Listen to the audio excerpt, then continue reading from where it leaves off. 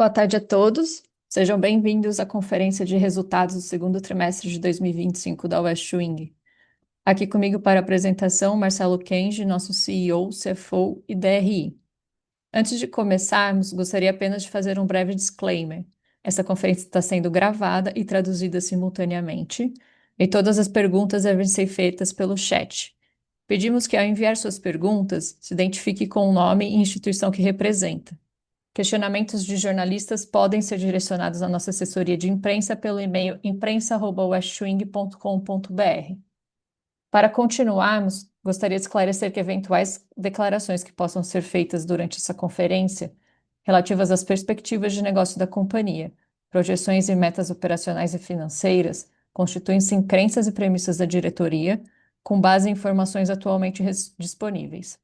Considerações futuras não são garantias de desempenho e envolvem riscos e incertezas, pois dependem de circunstâncias que podem ou não ocorrer. Investidores devem compreender que condições econômicas gerais, condições da indústria e outros fatores operacionais podem afetar o desempenho futuro da companhia e podem conduzir a resultados que diferem daqueles expressos em tais considerações futuras. Agora eu passo a palavra ao Kenji, que fará a apresentação dos resultados. Kenji, por favor. Lara, muito obrigado.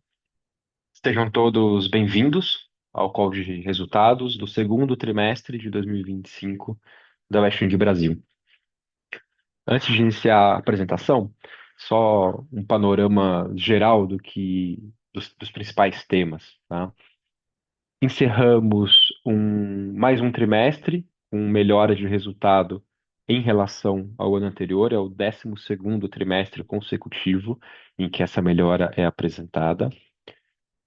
Esse trimestre é o quarto trimestre, né, em que a gente consegue também uma melhora consecutiva em relação ao ano anterior em margem bruta. Tá?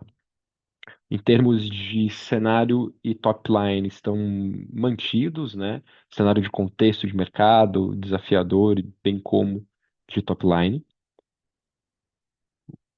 O que nós conseguimos é buscar em contrapartida sempre ganhos de eficiência, e aqui a gente vai mostrar algumas das linhas, mas praticamente todas as linhas de custos e despesas com eficiências em relação ao ano anterior.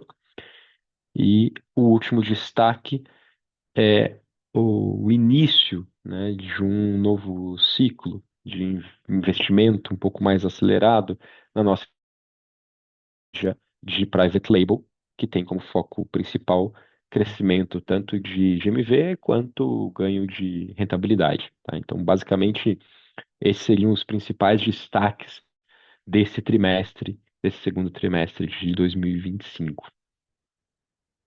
Iniciando a apresentação pela parte de GMV e falando inicialmente, no direto aqui para o gráfico da direita, tá? Onde a gente apresenta na linha em verde o GMV da Westwing e na linha laranja a nossa referência do setor, que medida aqui através das buscas pelos itens de casa e decoração na plataforma do Google. Tá? É um gráfico base 100 desde o primeiro trimestre de 2019 e o que a gente destaca aqui no último trimestre, né, é um trimestre em que a linha laranja de baixo de mercado ela decresce em relação ao primeiro, tá? E o West Wing consegue performar melhor. Então é um cenário de melhora de resultado em relação ao trimestre anterior, em contrapartida a um mercado em queda. Tá? Comparando em relação ao mesmo período do ano anterior, o nosso GMV segue em queda. É importante sempre trazer, né, esse número para bases comparáveis. Existe uma premissa relevante que tem que ser considerada, que a partir do ano passado, nós iniciamos a retirada do nosso portfólio de itens que apresentavam margem de contribuição negativa.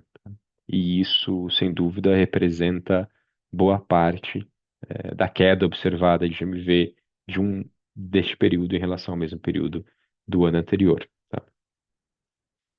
É importante trazer também que, como consequência tanto desse movimento, né, da retirada dos itens com margem negativa, quanto o nosso foco, né, declarado e executado em itens e categorias de maior valor, como, por exemplo, móveis, tá? Consequência desses dois movimentos, a gente tem um crescimento relevante de ticket médio, tá?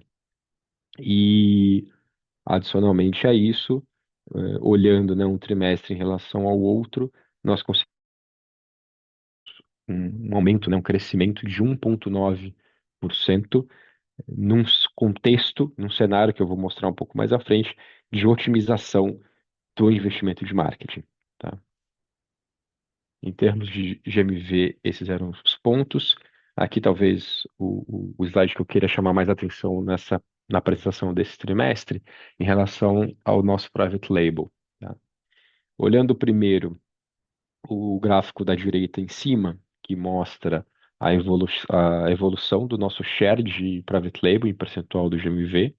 Primeiro, mais à direita, o valor semestral, que a gente aumenta 1,8 pontos percentuais na participação dessa categoria de private label dentro do share total da companhia, saindo de 20,7 para 22,4. Tá? E um pouco mais à esquerda, mostrando o quanto foi esse crescimento agora no segundo trimestre, que é de 2,3, o que deixa claro a aceleração realizada ao longo do segundo trimestre. E, sem dúvida nenhuma, a estratégia é continuar com esse crescimento ainda mais acelerado agora no segundo semestre de 2025. Seguindo aqui para o gráfico um pouco mais abaixo, né, e dando um destaque especial para a nossa categoria de móveis, o gráfico aqui ele mostra o ganho de share da categoria em relação ao nosso GMV e nos últimos 2 trimestres nós conseguimos um ganho acima de 2 dígitos nessa participação de móveis em relação ao GMV total da companhia, evidenciando, né, tanto os gráficos de cima quanto o de baixo, a nossa estratégia declarada, executada, de foco tanto em private label quanto na categoria de imóveis. O nosso importante destacar aqui com esse crescimento em imóveis, a gente alcança, sem dúvida, o maior share dessa categoria desde 2017, né? E que, lembrando, né, que esta é uma categoria que traz, né, seja essa categoria, seja o private label, são duas linhas, né, que trazem tanto ganho de rentabilidade quanto diferenciação. Private label por serem exclusivos, a categoria de imóveis por serem é, itens de maior valor e itens em que a gente ou tem exclusividade ou tem algum tipo de design diferenciado. E acho que o fator mais importante aqui, tá, em relação a private label, é uma mudança relevante, que a gente já começou a anunciar nos últimos trimestres, mas é uma mudança relevante no que diz respeito à relevância da linha, né? É uma linha que, ao longo dos últimos anos, cresceu bastante, e esse crescimento faz com que ela se torne relevante, não apenas como marca West Wing, né, sobre o nosso guarda-chuva West Wing, plataforma e e-commerce, mas principalmente como produto, né? Então, a nossa linha de private label ela ganha relevância como produto. E isso passa a viabilizar, né, a venda desta linha em outros canais que não só na West Wing, outros canais, novos marketplaces, né? E é exatamente esse movimento que a gente já começou a fazer no segundo trimestre. É um movimento que é importante entender o impacto que ele traz para o negócio, né? A partir do momento em que essa linha cresce e ganha relevância, aí a gente consegue desenvolver novos canais e marketplaces onde esse produto está presente e é vendido. A gente, sem dúvida nenhuma, aumenta nossa escala, né? Aumenta a venda e aumenta a escala. Ao conseguir fazer isso, sem dúvida a gente consegue uma posição de melhor, tanto melhor negociação quanto fornecedor, mas no geral, mais rentabilidade, também por serem linhas mais rentáveis para o negócio como um todo. E quanto mais rentável, mais competitivos nos tornamos também em precificação final ao consumidor. O que faz com que a gente cresça ainda mais, e esse crescimento gerando nova escala, nova negociação, nova rentabilidade e novo crescimento. Então, é um círculo virtuoso, né, para o negócio e que a gente já começou isso há alguns trimestres atrás e começa já a capturar os resultados e entende que é a hora de acelerar ainda mais através dessa abertura desses novos canais e marketplace. Tá? Então, acho que, sem dúvida, esse principal destaque aí desse trimestre, a evolução dessa linha e o que ainda tem por vir em relação a isso. Ainda no capítulo de GMV, mas trazendo agora a visão um pouco do investimento em marketing, né, e do que foi feito para a sustentação desse GMV, nós seguimos com foco em otimização dos investimentos, tá? Com a alocação desses recursos, principalmente nas linhas de Private Label imóveis. Então, esse foi o grande viés desse trimestre, tá? Conseguimos, com isso, alcançar um ROI de performance com um aumento de 83%, tá? Em relação ao ano anterior, comparando aqui o segundo trimestre de 2025 com o segundo trimestre de 2024.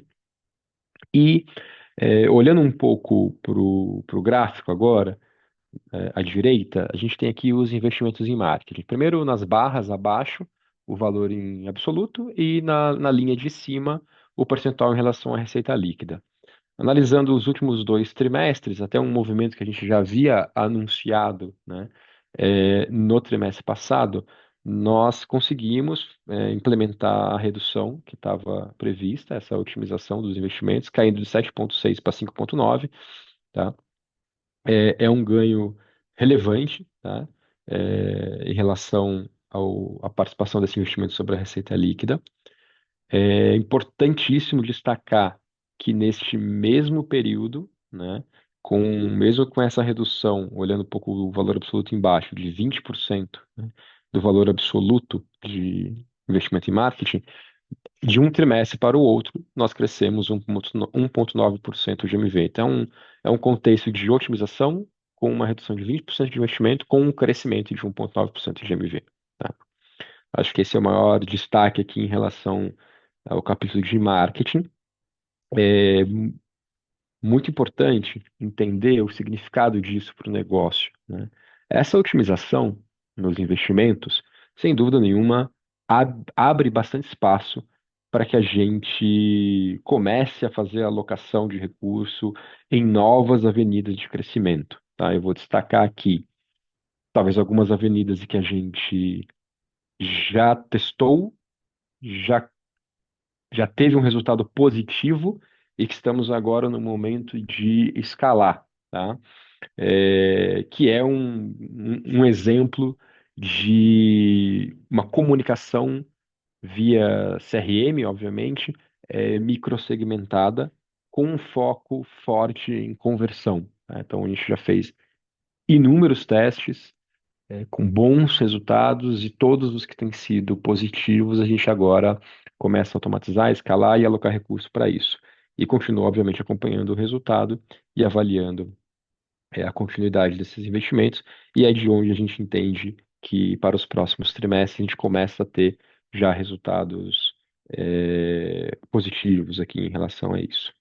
E outras frentes, né, outras avenidas que a gente agora é, em andamento, né? Alguns testes ainda sendo executados antes da gente seguir com a escala desses negócios, muito mais relacionados tanto a que a gente considera aqui como os nossos afiliados, né? Nosso programa de afiliados e de influenciadores, tá? Bem como investimentos na área em awareness, tá? Focados, obviamente, em topo de funil, principalmente em momentos em que a gente tem alavancas voltadas para alta conversão no site. Então, é uma combinação que a gente entende que começa a fazer sentido para o negócio e que agora, com esse espaço, com a otimização dos investimentos, a gente começa a conseguir colocar pouco mais de recurso nessas linhas. São linhas que a gente, obviamente, já trabalhava, mas que com mais recurso, os testes validados, sem dúvida nenhuma, a gente vai conseguir escalar um bom resultado aqui a partir dos próximos trimestres. Tá? Ainda em marketing, sempre, principalmente para o Westwing, sempre importante destacar o nosso trabalho em orgânico. Tá? O nosso share continua relevante, tá? No marketing orgânico. Nosso SEO com mais 10% em relação ao ano anterior em palavras-chave na posição top 3 aqui do Google, e um crescimento de 22% em relação ao ano anterior no top 10. Tá? Nosso canal no YouTube, Washington Visita, continua crescendo. É, sem dúvida, o maior canal de casa de decoração no YouTube em número de inscritos. Tá? No segundo trimestre de 2025, nós fizemos 5 novos episódios e foram quase 7 milhões de impressões orgânicas nesse período. O que eu acho interessante de destacar, né, eu acho que Visita é um bom exemplo de um investimento que nós consideramos aqui, né, como de awareness, que eu comentei no slide anterior, que a gente estava acelerando, tá?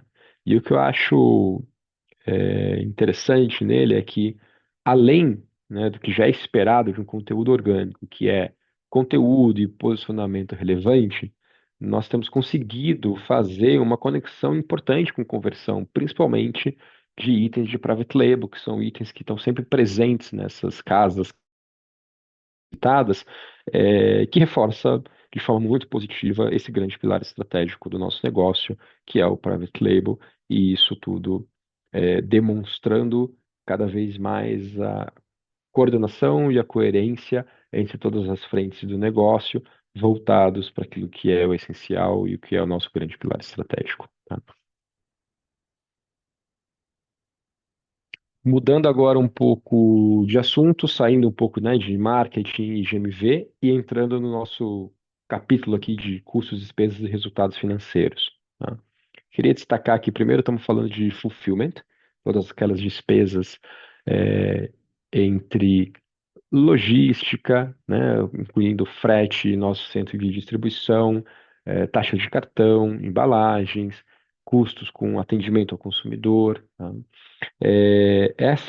Todas essas linhas de custos e despesas aqui, em relação ao trimestre anterior, olhando aqui primeiro o gráfico ao centro do slide, tiveram uma redução de 26,8% de um ano contra o outro, neste trimestre, nesse segundo trimestre, saindo aqui de 11,3 milhões para 8,2 milhões. Né? São 3 milhões em valor absoluto de redução em um trimestre só nesse bloco aqui de despesas de fulfillment.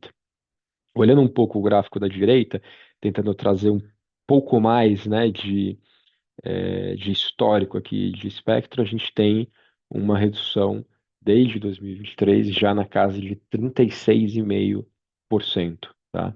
Aqui já comparando o semestre completo de 2023 contra 2025, são 10 milhões de redução em um único semestre, comparando aqui com o ano de 2023, tá?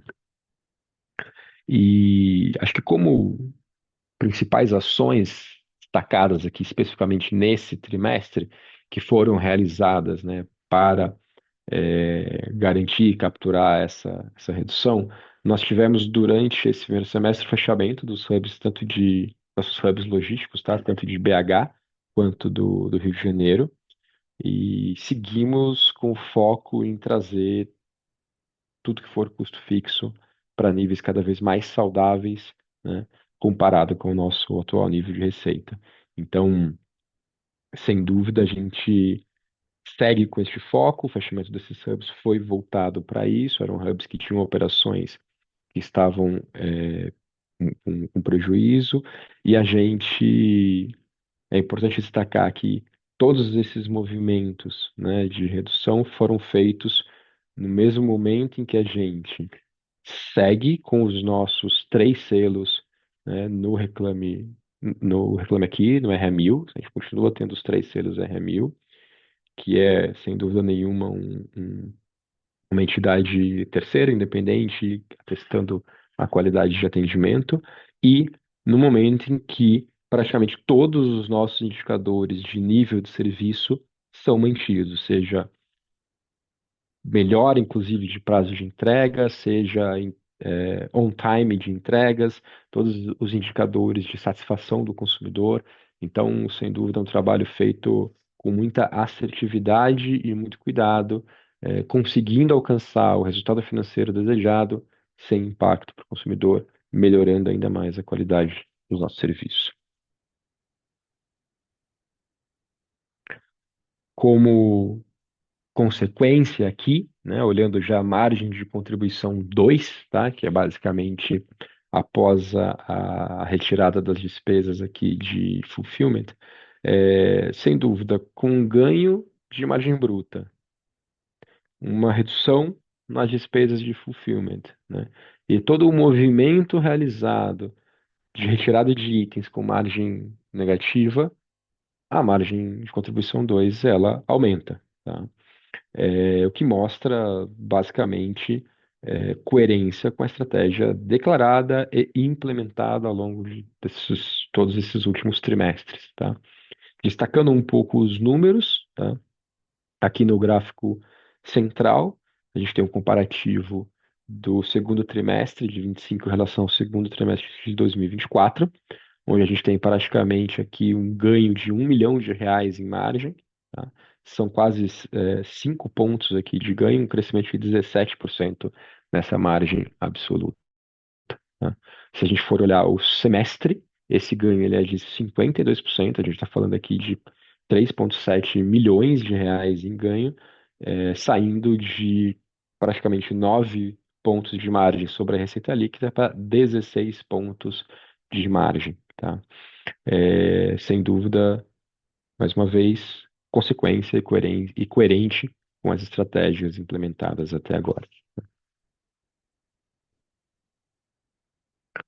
Passando pela margem de contribuição, próxima linha, SG&A, tá? Nosso SG&A, trazendo aqui primeiro o, o gráfico acima da esquerda, mostrando a evolução do SG&A do segundo trimestre para esse em valores totais, tá? Sem absolutamente nenhuma adequação para efeito de comparabilidade, a gente tem uma queda de 13,9%, de 14 milhões para 12,1. O que a gente normalmente faz é retirar daqui as lojas, tá? Porque a gente sempre a gente veio, né, de 2023 para 2024 e ainda um pouco no começo de 2024 com ou um fechamento ou uma maturação de lojas, então tirando este efeito e para entender de fato a despesa fixa aqui, tá? Nós temos uma redução de 15,4%, que é saindo aqui de 11,2 para 9,5 milhões de um trimestre em relação ao outro. Assim como no capítulo anterior, trazendo aqui abaixo um pouco mais de histórico em relação ao que tem sido feito nessa rúbrica de SG&A, nós temos, e aqui sempre no conceito sem lojas, tá? Porque senão a variação seria até muito maior, porque tinha uma quantidade muito maior de lojas em 2022. Então, equalizando esse número, a gente sai de quase 40 milhões de reais no primeiro semestre de 2022 e chega em pouco mais de 24 milhões no primeiro semestre de 2025. Tá? A gente está falando aqui de uma redução expressiva por semestre, que dá uma redução de quase 40% no custo total de SG&A. Passado aqui capítulo a capítulo, de tanto de top line quanto de despesas, resultado final. Resultado final, como já mencionado anteriormente, 12º trimestre consecutivo de evolução em relação ao ano anterior, uma margem EBITDA com crescimento de 6,3 pontos percentuais em relação ao ano anterior, com os impactos positivos já mencionados, tanto de crescimento de margem bruta, crescimento de margem de contribuição 2, atrelados e associados aí a todos os ganhos de eficiência que a gente apresentou em todas as linhas de resultado em relação ao trimestre anterior. E olhando um pouco o gráfico aqui à direita, que mostra exatamente o valor dessa margem EBITDA ajustada, tá? Acho que o principal destaque aqui é olhar num histórico recente, né? Terceiro trimestre, quarto trimestre de 2024 e esse primeiro trimestre agora, esse segundo trimestre agora, são trimestres em que a gente tem patamares de rentabilidade muito próximos daqueles que a gente tinha lá em 2021, né, onde a gente tinha um faturamento expressivamente maior do que o que a gente tem hoje. Então, a gente tem conseguido recuperar finalmente o patamar do negócio, em termos de custos e despesas, coerente com o tamanho do nosso GMV atual. E acho que o maior destaque aqui é, sem dúvida nenhuma, olhar desde o quarto de 2021, quando a gente tem uma queda abrupta de rentabilidade, a curva de retomada consistente, constante, essa tendência, né, de crescimento até esse último trimestre fechado agora, tá?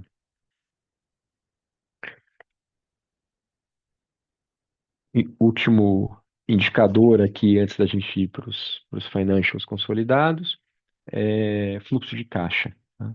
Eu vou iniciar direto aqui com o gráfico, destacando primeiro na barra à esquerda, tá? O número abaixo aqui da barra de 6 milhões no segundo trimestre de 2024, que representa o consumo de caixa operacional, representado aqui pelo EBITDA, tá? Então, a gente tem um consumo de caixa operacional no ano passado de 6 milhões, tá?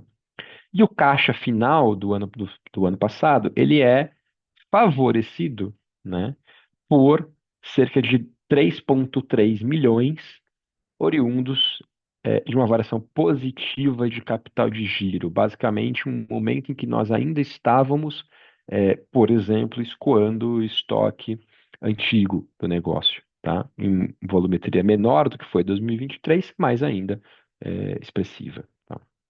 Então, basicamente, a gente encerra o segundo trimestre do ano passado com um consumo de caixa de menos 2,7, sendo 6 operacional e o 3,3 sendo favorecido com o capital de giro. No segundo trimestre deste ano agora, a gente tem uma melhora expressiva no operacional. Então, os 6 milhões de consumo de caixa se transformam em 3 milhões. A gente consumiu metade do caixa operacional nesse trimestre, tá? Em termos de capital de giro, é que a gente, ao invés de ser favorecidos em 3,3 milhões, tá, nós consumimos 0,4 milhões de reais. E basicamente, como já mencionado nos slides anteriores, esse consumo ele está muito atrelado a essa retomada de investimento para crescimento do private label, né? Nós fizemos aquisições importantes de produtos, alguns deles de origem importada, e que a gente tem o desembolso de caixa antecipado nesse primeiro semestre, né? E boa parte disso nesse segundo trimestre de 2025, e que começam agora a chegar e a iniciar a sua venda e a começar a capturar o valor desses investimentos. Então, basicamente, acho que essa é a nossa visão de caixa. É um caixa total com consumo um pouco maior do que o do ano passado, com uma melhora operacional de menos 6 para menos 3, quase metade do consumo de caixa do ano passado, com investimentos muito assertivos, principalmente aqui na linha de private label. Com isso, encerramos aqui, né, linha a linha aqui as explicações e os principais comentários em relação ao resultado desse trimestre e trazemos aqui agora uma visão um pouco mais consolidada dos números. Eu vou começar aqui pelas colunas mais à direita do primeiro semestre, tá? Obviamente, muitos desses números já foram repassados ao longo da apresentação, então eu vou ser um pouco mais objetivo aqui, né? Vou dar destaque inicialmente nas colunas mais à direita, na linha do EBITDA ajustado e na linha do resultado líquido, tá? Então, nós temos aqui uma variação de resultado líquido, uma melhora de resultado líquido de 50% em relação ao primeiro semestre do ano passado, e EBITDA ajustado, uma melhora de 32,8%. Tá? É, Essas melhoras foram feitas num contexto de queda de 14,5% de receita líquida, já destacados aqui os principais motivos e a retirada dos itens com margem de contribuição negativa. Tá? Num contexto que a gente tem uma melhora de 1,5 ponto no semestre de margem bruta, tá?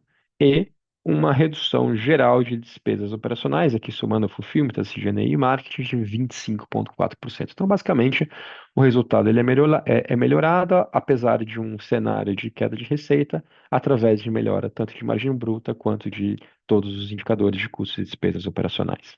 Tá? Partindo aqui para a análise do trimestre, e aí olhando as colunas mais à esquerda aqui dessa tabela, tá? Seguindo aqui a mesma lógica, olhando primeiro os resultados lá embaixo, a gente tem EBITDA ajustado e resultado líquido. Resultado líquido com uma melhora de 67,2% e o EBITDA ajustado com uma melhora de 50,4%, fechando aqui uma margem de 6, um ganho de margem, né, de 6,3 pontos em relação à anterior, fechando com EBITDA negativo em 2,9. Lembrando aqui que esse é o 12º trimestre com melhora deste número em relação ao ano anterior. Tá? Este resultado foi entregue, olhando lá na primeira linha, com uma queda de 13,7 de receita líquida, com um ganho nesse trimestre específico de 0,4 em margem bruta, quarto trimestre seguido com esse ganho de margem bruta em relação ao ano anterior, e com uma redução de despesa operacional de 22,2%. Tá? Isso mostra, se a gente for analisar eh, o percentual, né, de crescimento, principalmente aqui do EBITDA de 50,4 no segundo trimestre, contra 32,8 do semestre, né, mostra que nesse segundo trimestre a gente está com um resultado ainda mais acelerado em relação ao primeiro trimestre, mostrando aqui essa curva de crescimento e de melhora que tem sido feita ao longo dos trimestres e que continuará sendo feita para os trimestres seguintes. Tá? Com isso, encerro aqui a parte principal da apresentação, tá? E neste momento a gente abre para eventuais perguntas e respostas que possam ter. Passo aí para você, Lara. Muito obrigado. Obrigada, Kenji. Lembrando a todos que para fazer perguntas é só nos enviar aqui pelo chat.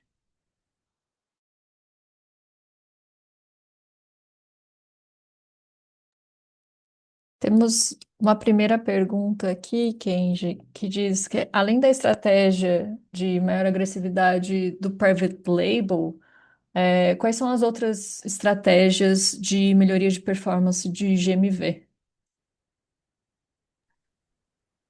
Muito obrigado pela pergunta. Acho que primeiro, quando a gente fala de private label, né, acho que é importante destacar talvez uma diferença importante aqui. Nós poderíamos crescer e investir em private label, tá? E continuar fazendo essa venda exclusiva através da nossa plataforma. Então, é importante deixar claro que existe uma diferença no momento em que nós optamos por começar a vender os nossos produtos nos marketplaces. Tá? E aí a gente já começou a desenvolver já estamos com vendas em um marketplace, estamos desenvolvendo diversos outros aqui que a gente entende que tem sinergia, sempre de uma forma muito assertiva em termos de portfólio, público, estratégia de precificação e o papel que cada um desses canais tem dentro do nosso ecossistema, tá? Mas só destacando que o marketplace, por mais que ele esteja conectado, né, com essa grande estratégia de private label, ele é complementar. Então, eu destacaria aqui, sem dúvida nenhuma, a abertura para venda em marketplaces como sendo uma outra alavanca importante aqui de crescimento para GMV. Uma, uma frente que a gente acabou não trazendo, talvez, nesse trimestre, mas que a gente já falou, talvez, nos últimos dois ou três, muito relacionada à frente de especificadores, tá? A gente, sem dúvida nenhuma, segue com bastante força nessa frente, os resultados já são concretos, a gente já tem números e uma participação do GMV que vem dessas linhas, tá? E que a gente segue acelerando, escalando e dando tração para cada uma dessas frentes. Uma outra frente que é parecida, tá? Mas que tem suas variações em termos de crescimento e performance aqui do GMV, é o início do trabalho um pouco mais intenso com afiliados, né? Nós já temos um trabalho próprio feito através deste canal e a gente entende que é um trabalho que já tem um resultado significativo, relevante, e sabe fazer isso muito bem, e que a gente começa agora a investir mais e a escalar essa frente, tá?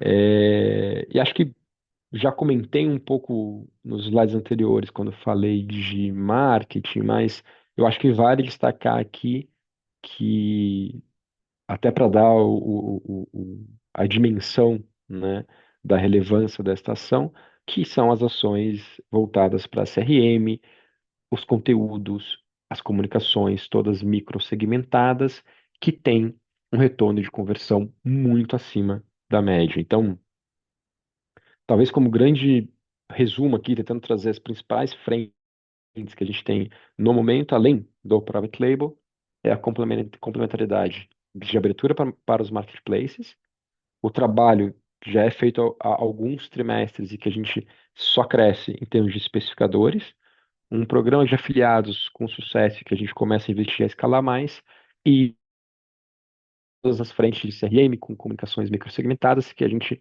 já tem bons resultados e que a gente começa a investir para escalar também agora. Tá?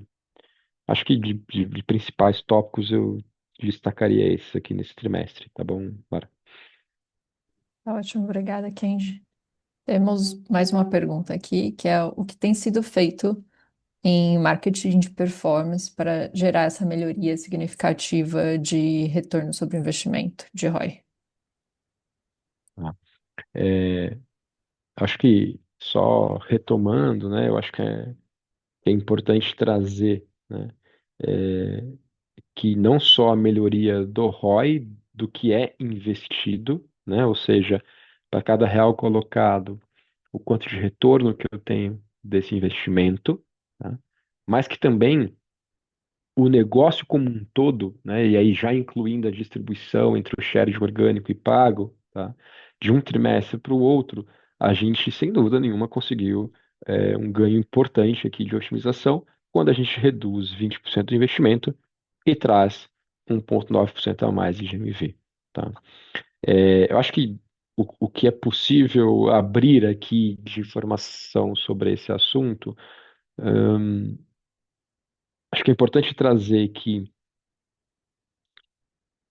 o que a gente fez, né, para conseguir isso, sem dúvida, foi voltar o foco, né, para campanhas e alavancas e canais que a gente tem uma conversão melhor, uma propensão à conversão melhor. Então, quem opera marketing, obviamente, sabe disso muito bem.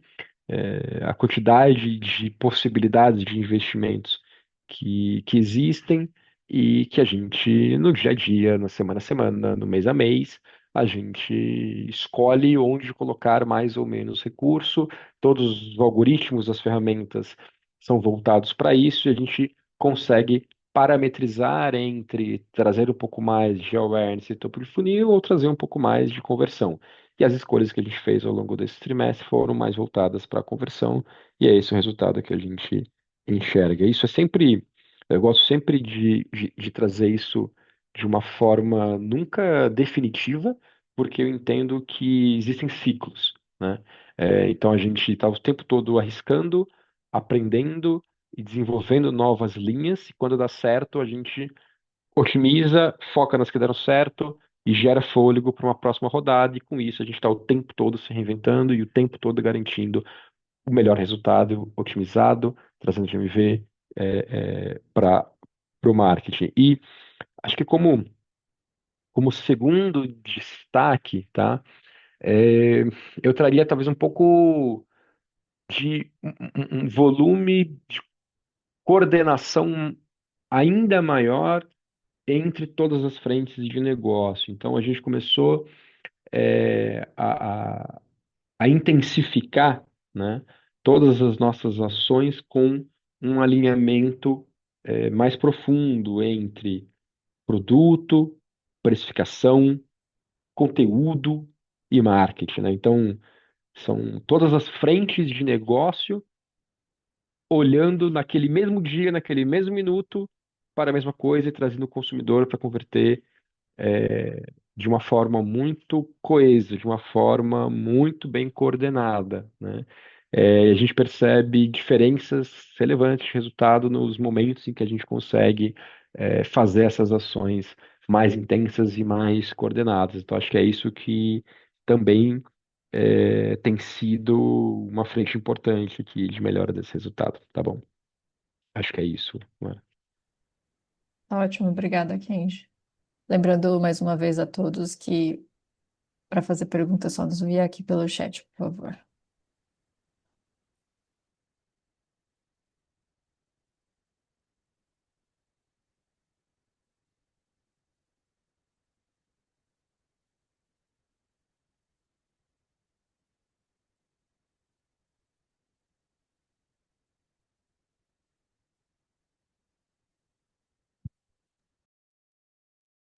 Não havendo mais perguntas, eu retorno a palavra ao Kenji para as considerações finais. Obrigado, Lara.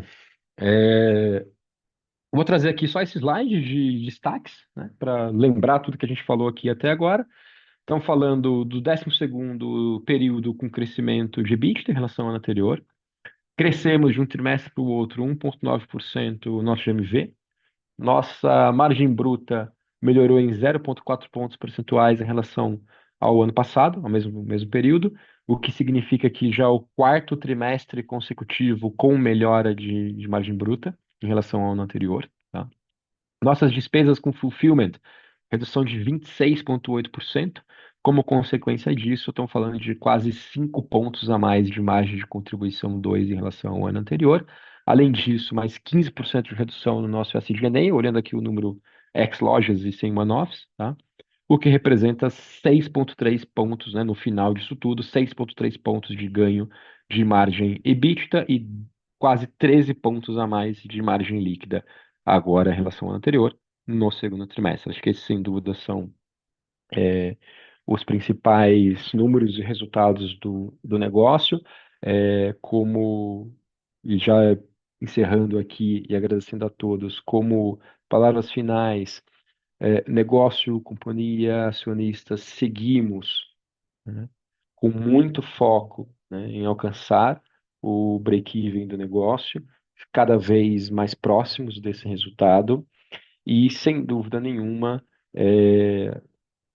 todos os resultados já entregues até agora, ao longo desses últimos trimestres, abrem espaço para que a gente consiga aumentar, focar e intensificar um novo ciclo para o negócio de retomada de crescimento, onde a gente volta a colocar foco, energia, em muitas frentes voltadas para o crescimento. Trouxe aqui para vocês uma delas, que é o Private Label. Destaquei algumas delas, mas sem dúvida nenhuma, próximos trimestres teremos bastante movimento em relação a isso. O West Wing, negócio que neste momento se sente preparado aí para, depois de muito dever de casa feito, para um novo momento de retomada de crescimento. Agradeço a todos pela participação no nosso call de resultados, segundo trimestre de 2025. Lara, mais uma vez, muito obrigado. Obrigada, Kenji. A conferência de resultados da Westwing está encerrada. Agradeço a participação de todos e boa tarde.